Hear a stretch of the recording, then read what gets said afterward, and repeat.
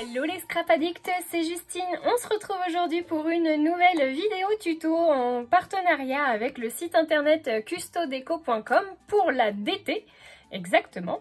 Aujourd'hui, on va réaliser, comme vous pouvez vous en douter, le calendrier de l'Avent. Donc c'est une nouveauté, cette forme de calendrier de chez Artemio. Alors attendez, j'essaie de me lever un peu. Il a une forme de montagne. Et vous allez voir qu'on va utiliser donc du coup la peinture Aqua de chez PBO, que je voyais là. Donc en fait c'est tout simplement un vert mint. On va venir peindre notre calendrier et vous allez voir qu'on va faire une super déco avec également la fourrure de chez Artemio, la fourrure blanche. Et on va aussi utiliser nos fameux petits chiffres du coup de chez Artemio de la même collection qui est Imagine Christmas. Voilà, donc je vais protéger mon bureau, parce que vous allez voir que je suis un peu une Miss Crasse-Pouette. J'utilise très rarement en fait finalement de la peinture parce que j'en mets partout.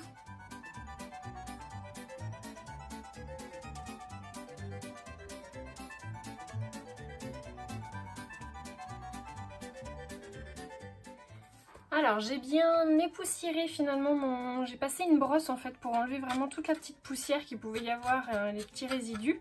Et puis maintenant je vais passer donc du coup la couche de peinture. Alors j'espère qu'il m'en faudra qu'une couche parce que très honnêtement je ne suis pas sûre que j'en aurai assez pour faire 2 couches. Donc on va se le jouer comme ça.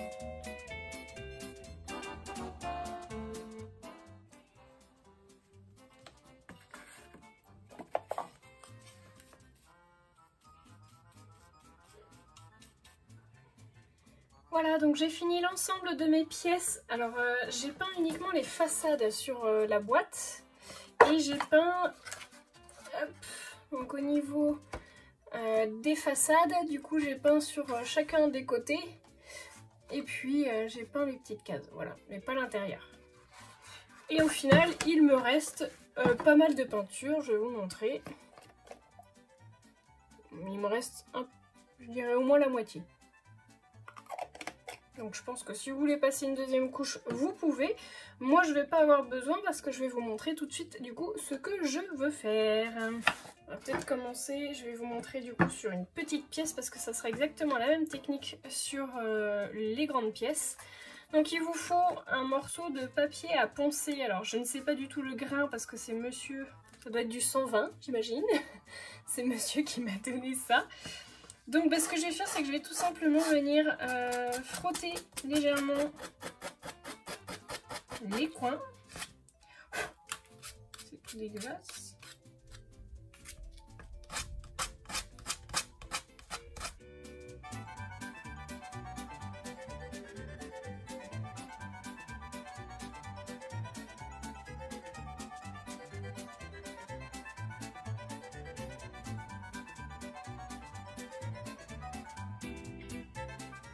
Voilà ce que ça donne une fois que vous poncez en fait finalement les arêtes de votre pièce en bois. Donc vous usez un petit peu le bois et en fait on enlève la peinture. Alors je vais continuer à certains endroits histoire de vieillir tout ça et puis je vous montre le résultat une fois que toutes les pièces sont faites.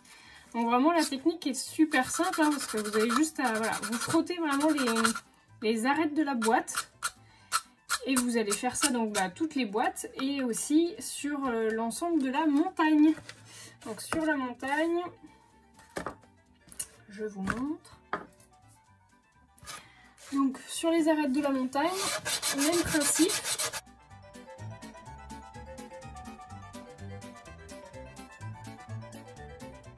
voyez, hop, vous avez un peu le même système. Du coup, vous poncez très légèrement l'arête de votre boîte. Et voilà le travail. Voilà ce que ça donne au niveau du ponçage. Donc j'ai poncé toutes les petites boîtes. J'ai poncé l'intérieur des cases. Attendez, hop. Forcément, je vais pas réussir à l'enlever. Si je vois ce que je fais, j'y arrive mieux. Voilà. Hop. Donc j'ai poncé l'intérieur. Et puis donc les bords extérieurs de la montagne. Voilà, donc je trouve que ça donne un aspect vieilli plutôt sympa pour l'hiver. Alors, on va maintenant s'occuper du haut de la montagne. Le haut qui est normalement enneigé. Alors, soit vous le peignez en blanc, soit vous êtes comme moi et vous aimez la complexité, mais aussi le fait que ça soit hyper joli.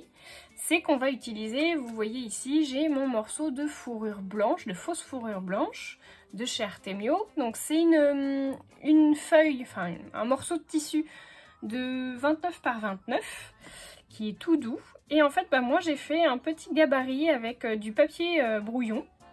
Oui, bon, c'est à peu près, hein. J'essaye de le mettre au mieux. Ce que je vous conseille de faire en fait pour pouvoir tracer ce brouillon, c'est d'utiliser votre feuille, vous la plaquez contre votre morceau, vous formez déjà le triangle, et après en fait on vient tout simplement appuyer sur le papier avec son doigt, ce qui fait en fait que vous avez les traces et vous n'avez plus qu'à découper. Voilà, tout simple. Et on va utiliser du coup ce gabarit pour couper dans notre morceau de fourrure. Alors la seule chose, c'est que je veux le couper dans le bon sens. Donc je pense que je vais la jouer sécurité. Et je vais faire le poil tombant. Alors ça va pas tracer dessus forcément. Je vais essayer avec mon morceau, mon crayon.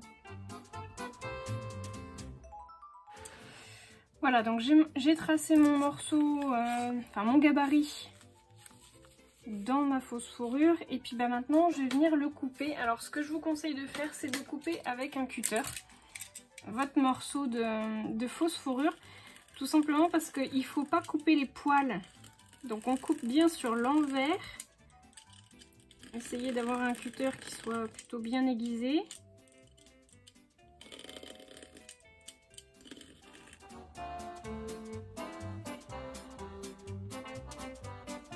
Et voilà le travail. Donc j'ai fait ma découpe sur l'envers. Donc vous voyez, pour pas couper en fait les poils de... Alors il en perd forcément un petit peu, mais pour pas couper la longueur des poils.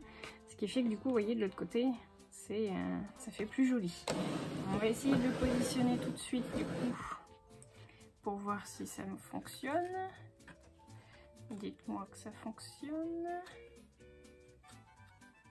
Ah mince, c'est pas dans le bon sens, mais quelle idiote! Ah oui, forcément. Je l'ai pas fait dans le bon sens. Quelle andouille! Attention, verdict! Voilà, quand c'est fait dans le bon sens, ça fonctionne mieux. Donc je vais pouvoir venir coller ma fausse fourrure. Alors je sais pas si je lui réduis un petit peu la taille des poils peut-être pour qu'on puisse voir un petit peu plus le dessin. Je sais pas trop. Je vais faire la deuxième et je vais venir faire le collage.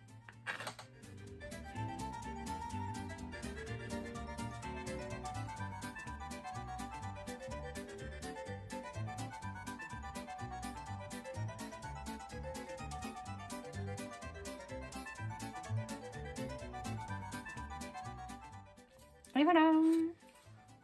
Et je vais faire ça de l'autre côté aussi. Voilà, ma fourrure, elle est super bien collée. Je suis trop contente. Je vais pouvoir, du coup, maintenant finir la décoration et notamment mettre les étiquettes de chez Artemio, hein, qui vont avec la même collection que celle que je vous ai montrée en papier durant le haul. Je vais peut-être vous allumer un peu la lumière parce que... Donc on va l'ouvrir et puis on va tout simplement coller nos numéros sur nos petites cases. Et ce sera terminé. Ah, c'est cool, il y en a 4 à l'intérieur, donc vous pouvez faire 2 calendriers de l'Avent avec les chiffres, c'est cool. Ah, c'est super.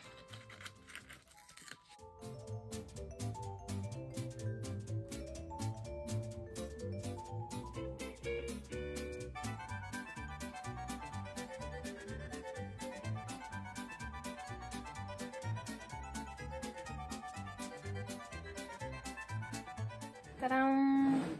Je trouve qu'elle est vraiment super belle cette boîte, enfin ce calendrier de l'Avent, je le trouve vraiment magnifique. J'ai hâte que mes enfants le découvrent. Je vous dis du coup à bientôt pour de nouveaux tutos. Je vous mets les photos une fois que j'ai terminé le recto, le verso, et je vais vous les prendre du coup pour que vous puissiez tout voir sur le même écran. Et puis écoutez, n'hésitez pas à me laisser vos commentaires, votre petit pouce en l'air si vous avez aimé ce tuto, qui est quand même relativement simple à faire, à reproduire. Je vous fais de gros bisous à tous et je vous dis à très bientôt.